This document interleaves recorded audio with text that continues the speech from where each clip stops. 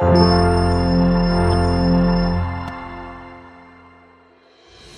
this video of ArcX series, we will be looking at architecture awareness.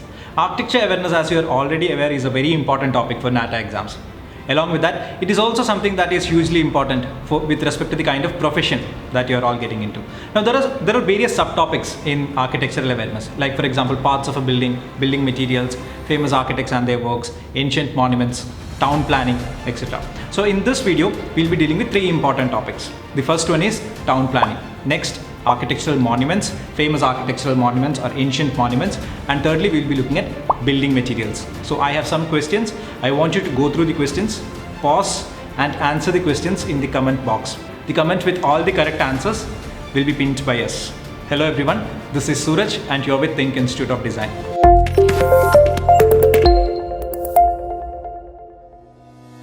Let's look at the questions. The first question. Which is not a planned city in India? You have four options: Kanpur, Bhubaneswar, Chandigarh and Gandhinagar. I want you to pause the video, go through the options and type in the comment box what is the correct answer.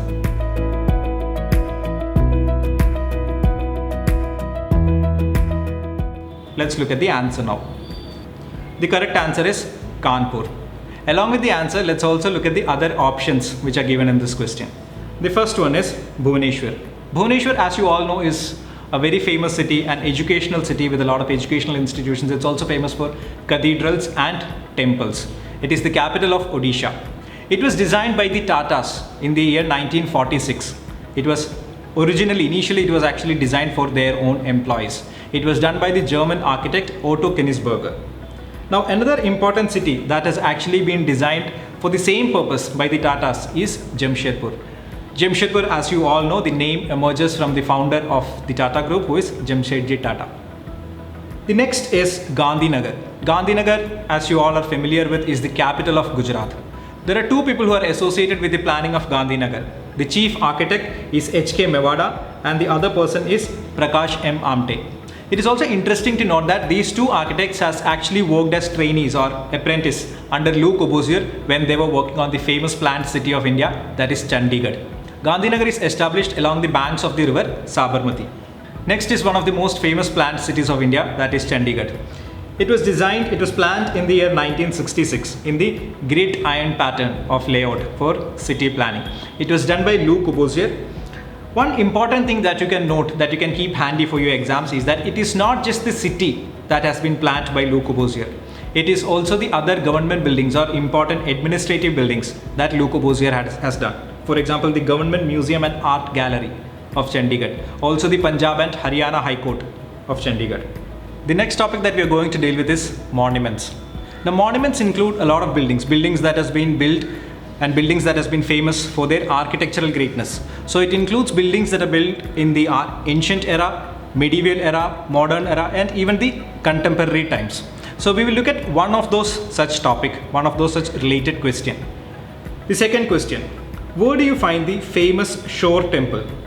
You've got four options: Mahabalipuram, Tanjavur, Kanchipuram and Hampi. I want you to pause the video, look at the options and comment in the comment box.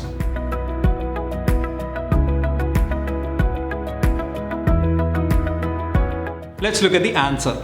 Shore Temple is located in the city of Mahabalipuram. Now, Mahabalipuram is a place that's not just famous for Shore Temple. It is actually famous for a lot of temples. There are mainly 7 temples, and all those monuments together, the group of monuments at Mahabalipuram, falls under the category of UNESCO World Heritage Site, which makes it obviously more important. So it is actually an architecture marvel by the Pallava dynasties. It was built around the 7th and 8th century. Most of them are rock-cut temples or mandapas. Let's look at some of the examples. The first one and the most important is Arjuna's Penance. It is also known as Descent of the Ganges. Next is Pancharathas or Pandavarathas and also Shore Temple. The other options that has been asked are Tanjavur. Tanjavur is actually a city that is very famous for Brihadeshwara Temple. Next is Kanchipuram. Kanchipuram is famous for Kanchi Kailashnathar Temple. Please note here that Kanchi Kailashnathar Temple at Kanchipuram and the Shore Temple at Mahabalipuram, these two forms very important architectural work of the Pallava dynasty. It is also interesting to note that The Kanchi Kailashnatha temple at Kanchipuram is one thing, and the Kailashnath temple at Ellora caves is an entirely different thing. Two different things in two different places in two different states. The last option is Hampi. Hampi is also referred to as group of monuments. So there are lots of temples that are present, that were also present, and a lot of that has been destroyed, and it is also called as ruins of Hampi. It is important to note that group of monuments at Hampi is actually a part of the UNESCO World Heritage Site. The next topic that we are going to deal with is building materials. When we are talking of building materials, we don't have to look at all the materials. We only have to look at the materials that we are using for construction or building or for architecture purposes. So we need to know their names. We need to know the specific purposes for which they are being used. We also need to know the properties which actually make us sure that we can use them in the buildings. Okay, so let's look at question number 3. Which one is not a sound absorbing material? There are 4 options: jute, gypsum, glass wool, and ground glass. I want you to pause the video, go through the options, and comment the correct answer in the comment box.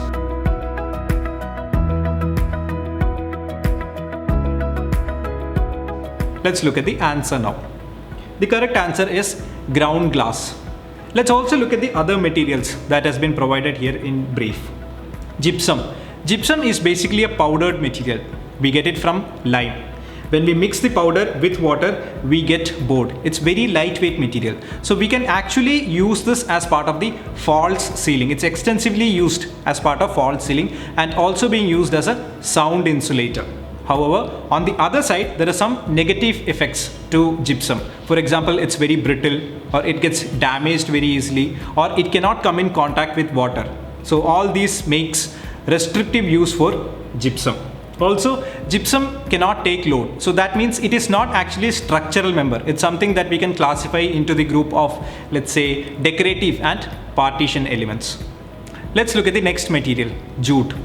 Jute is basically a fibrous material. It's something that we get from plant. It's a plant-based material. So there are lots of variety of products that we can get from jute. For example, geotextiles, mesh, mat, carpets, etc. Mostly in construction industry, we are using it for curing of concrete and also as a sound absorption material.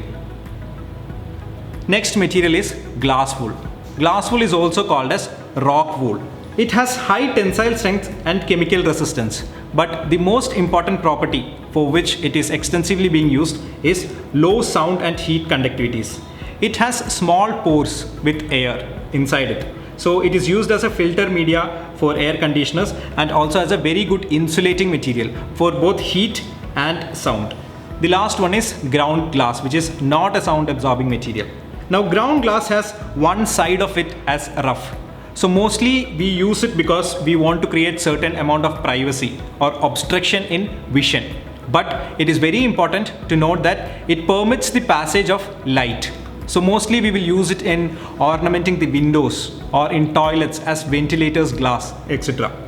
It is also used for scientific purposes, like for example making glassware in the laboratory.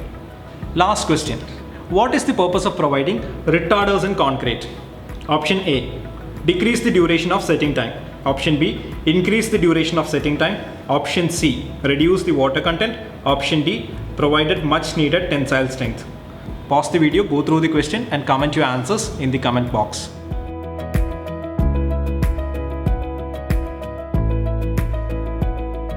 We'll look at the answer. The reason why we provide retarders in concrete is because we can increase the duration of the setting time of concrete. Now what is actually a retarder? A retarder is nothing but a type of admixture. Why do we give admixtures? We actually give admixtures because we can modify the properties of concrete. We want to modify the properties of concrete based on our needs, our requirements, or the other local geographical conditions that are existing in that locality. So the basic properties most commonly modified are setting time, workability, etc. Now admixtures come in various types and various names. For example, accelerators, retarders, waterproofers, workability agents, etc. Gypsum is a type of retarder. Now basically when we add gypsum, we are increasing the amount of setting time of cement. What happens? Why do we increase the setting time of cement? For example, in countries which are very hot, like the Gulf countries, Iran, Iraq, UAE, etc. When it is extremely hot, the amount of water that is available in the cement gets evaporated. Now when the amount of water goes away, it gets set. So we are not able to exploit the plasticity that is available with the concrete. To increase that time span that we get to play around with concrete, we are adding something like gypsum.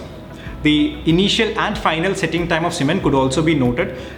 In case of ordinary Portland cement, that is OPC, the initial setting time is 30 minutes and the final setting time is 600 minutes. So we have done some important questions which are related to town planning, monuments, and also building materials. So keep practicing such questions, do as many questions as possible, do the previous year questions and other mock tests that you are doing, discuss it, find out where you're weak and keep practicing. So test, practice and achieve. For the slides of this video, you can refer to our Telegram channel. The link is given below in the description box. In continuation with the ArcX series, we will be coming with a series of questions in our YouTube community. So stay tuned and watch out for more videos as part of the ArcX series. So this is Suraj and Think Institute of Design signing off.